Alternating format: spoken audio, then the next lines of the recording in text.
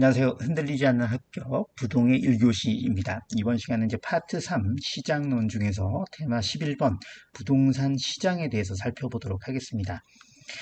우리 파트 3 시장론은 8개의 테마로 이루어져 있고 오늘 살펴보는 세 번째 테마 11번 부동산 시장 교재론 페이지 27페이지입니다.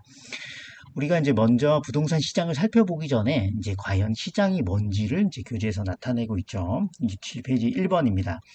그럼 시장이 뭐냐? 시장은 말 그대로 수요와 공급이 만나는 장소죠. 그래서 걔네가 만나가지고 뭘 하냐?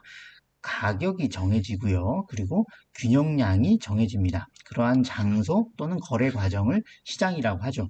그래서 물리적으로 존재하는 시장도 있을 수 있고, 그리고 눈에는 보이지 않지만 존재하는 시장, 그런 것들이 요새는 이제 있는 거죠. 그것이 뭐다? 시장이다. 자, 시장의 형태가 이제 나오는데, 극단적으로 표현했을 때, 첫 번째가 이제 시장의 종류가 완전 경쟁 시장이 있고요. 두 번째가 이제 불완전 경쟁 시장이 있습니다. 우리가 배우는 부동산 시장은 완전할까요? 불완전할까요? 예, 불완전합니다. 그래서 불완전 경쟁 시장입니다. 그와 반대로 완전 경쟁 시장은 이제 아주 이론적인 시장으로 이제 실제로 존재하기는 매우 어려운 거죠. 그래서 완전 경쟁 시장은 어떤 건지 조건을 하나씩 살펴보도록 하겠습니다. 먼저 완전 경쟁 시장이 성립을 하려면 판매자와 구매자가 다수가 존재를 해야 돼요. 그래서 한 명이 팔거나 이러면 독점이 형성되고 뭐 과점이 형성되고 이럴 수 있잖아요. 그러니까 다수의 판매자와 구매자가 존재해야 된다. 그리고 거래되는 재화의 품질은 동질적이어야 된다. 그러니까 같은 종류를 팔면은 여기서 사나 저기서 사나 품질은 똑같아야 된다. 그래야 완전 경쟁이 된다. 그리고 해당 산업의 진출과 퇴거가 자유로워야 완전 경쟁을 할 수 있어요. 그리고 시장 조건에 대한 정보가 완벽해야 됩니다. 그러니까 정보를 돈 주고 살 필요가 없어요. 왜냐하면 정보가 다 널려 있고 완벽하게 다 알 수 있기 때문에. 그래서 정보 구매 비용이 0인 시장이 완전 경쟁 시장이다. 이렇게 받아들이시면 되겠습니다. 그러면 완전 경쟁 시장의 특성은 뭐냐? 사람들은 그 가격이 합리적이기 때문에 그대로 받아들입니다. 그래서 기업이 직면하는 수요 곡선은 완전 탄력적인데 요거는 이제 이론적인 내용이기 때문에 좀 뭐 암기를 하실 필요는 있는데 이해하실 필요는 없어요. 그냥 그러려니 하시면 됩니다. 그래서 우리가 앞에서 대체재가 많거나 이렇게 뭐 선택지가 많을 때는 탄력성이 높다 이렇게 배웠잖아요.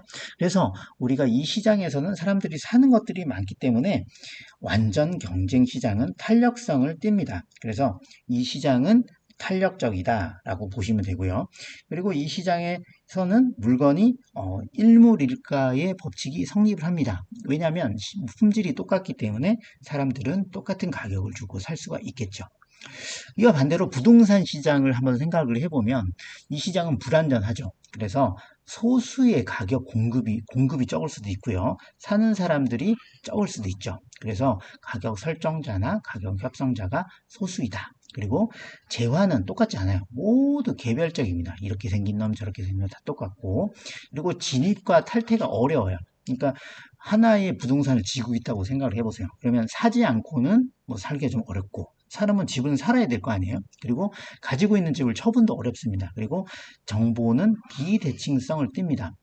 그렇기 때문에 독점이나 독점적 경쟁, 과점 시장이 형성되기가 쉽겠죠.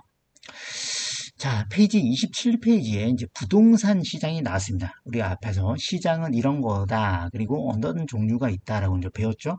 그러면 부동산 시장은 과연 어떤 특성이 있느냐? 그리고 어떤 기능을 하느냐 살펴보도록 하겠습니다. 개념은 똑같아요. 이제 파는 놈과 사는 놈이 만나는 곳이 부동산 시장이겠죠. 그래서 지문화되면 매도인과 매수인 사이에 부동산의 교환이 자발적으로 이루어지는 곳이 부동산 시장이다 보시면 되고요. 그리고 다양한 측면에서 유사한 부동산에 대해서는 유사한 가격이 형성되는 지리적 구역을 뜻합니다. 그래서 뭐 A시장, 강남시장, 강북시장 이렇게 형성하잖아요. 왜냐면 가격이 비슷하들끼리 거래가 되니까 그 시장을 부동산 시장이다라고 부릅니다. 두 번째, 부동산 시장의 특성은 뭐냐? 부동산은 개별성이죠. 개별성으로 인해서 비표준화됩니다. 시장이 표준화되지 않아요. 그러니까 이 시장이라든지 저 시장의 특성이 다 다르고 이 물건과 저 물건이 다 달라요. 그래서 비표준화가 돼 있기 때문에 시장은 불안전합니다. 그리고 시장이 복잡해요. 그리고 시장은 다양하고 비조직화되어 있습니다. 왜냐? 부동산은 개별성을 띠니까. 자, 그 다음에 부동성. 부동산은 움직이지 않죠. 부동성으로 인해서 국지성을 띱니다. 시장은 국지성을 띱니다. 왜냐하면 전체 시장에서 뭐 예를 들어서 부동산이 움직이면 그 시장에서 저 시장을 옮겨갈 수 있죠. 하지만 부동산은 움직이지 않죠. 그렇기 때문에 꼭 그 지역에 있는 국지성을 띱니다. 그래서 전체 시장 중에서 일부분 시장이 형성되고요. 그리고 공인중개사가 중개 활동을 할 필요가 있다. 왜냐하면 부동성이니까. 그리고 개별성으로 인해서 정보가 비공개성입니다. 거래의 비공개성. 잘 알 수가 없어요. 이 사람이 얼마에 파는지, 원가가 얼마인지, 실거래가가 얼마인지 이런 걸 잘 알 수 없어요. 그래서 정보 탐색 비용이 들고 가격 불합리가 가끔 아주 자주 존재합니다. 그래서 부동산 시장의 특성은 비표준화되어 있고 국지성, 비공개성 이 세 가지를 암기를 하시면 되겠어요. 그리고 네 번째, 시장은 비조직돼 있다. 그리고 비조직됐던 건 이제 첫 번째에서 배웠죠. 그리고 다섯 번째, 수급 조절이 곤란합니다. 수급 조절이 마음대로 되지 않아요. 뭐 정부가 부동산 시장 안정화를 위해서 공급을 막 하고 싶잖아요. 그렇지만 공급이 그렇게 쉽지는 않아요. 그래서 가격이 왜곡되고 막 이렇게 뭐 경기가 왔다 갔다 하는 특성을 띠잖아요. 그게 수급 조절의 곤란성 때문에 그렇습니다. 그리고 매매할 때는 거래 기간이 길죠. 단기간에 사서 보고 거래합시다 이럴 사람은 없어요. 그렇게 장기성을 띈다.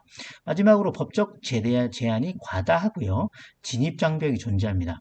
공인중개사도 진입하려면 자격증 따야 되잖아요. 다 블로킹하고 있죠. 그리고 자금의 유통성과 밀접합니다. 그리고 예를 들어서 부동산을 거래했다 그러면 대출 없이는 사기는 힘들잖아요. 그래서 자금의 유용성과 밀접하게 시장을 형성하고 있다. 자, 그러면 이제 페이지 28페이지에 부동산 시장은 어떤 기능을 하고 있느냐? 어떤 기능을 똑같죠. 시장이 어떤 기능을 자원을 배분하죠. 그리고 교환을 합니다. 그리고 가격을 형성하고 정보를 주고받는 기능을 합니다. 당연한 얘기를 하고 있죠. 이제 특별하게 부동산 시장은 세 가지 종류로 나눠요. 제일 큰 시장이 이제 전체 시장이죠. 각 계열 시장의 총합을 의미하겠죠. 근데 우리가 아까 국지성이라고 했지만 국지성의 다른 용어가 부분 시장입니다. 전체 시장 안에서 용도라든지 위치라든지 형태, 유형 등이 비슷한 애들끼리 모아서 형성되는 시장이 부분 시장이고요. 그리고 이제 아예 개별적으로 모이는 것이 개별 시장입니다. 모든 투지는 개별성을 가지기 때문에 개별 시장이 형성이 되겠죠. 자, 마지막으로 이제 주택 관련 용어를 간단히 살펴보면 이제 주택 수요가 아니고 소요가 되겠죠. 주택 소요는 정부가 전체적으로 얼만큼 주택을 공급해야 되는지 주택에 대한 필요량이라고 보시면 됩니다. 그래서 수요하고 대별되고 정부가 정책을 수립하기 위해서 추계하는 단어가 되겠습니다. 그리고 이제 두 번째는 PIR이 나오는데 PIR 공식은 주택 가격을 소득으로 나눈 개념이에요. 그래서 그 소득을 하나도 쓰지 않았을 때 주택 가격을 나누면 몇 년이 나오죠? 기간이 나오겠죠? 그러면 예를 들어서 서울의 PIR이 뭐 10이다. 그러면 10보다는 지금 더 높지만 모든 돈을 연봉을 한 푼도 안 쓰고 돈을 모았을 때 10년이 걸린다는 뜻입니다. 그게 PIR 뜻입니다. 그래서 소득 대비 주택 가격의 비율을 뜻하는 것이 PIR이다. 그래서 대출 없이 구입하기 위해서 소득을 모두 모아야 하는 기간을 뜻합니다.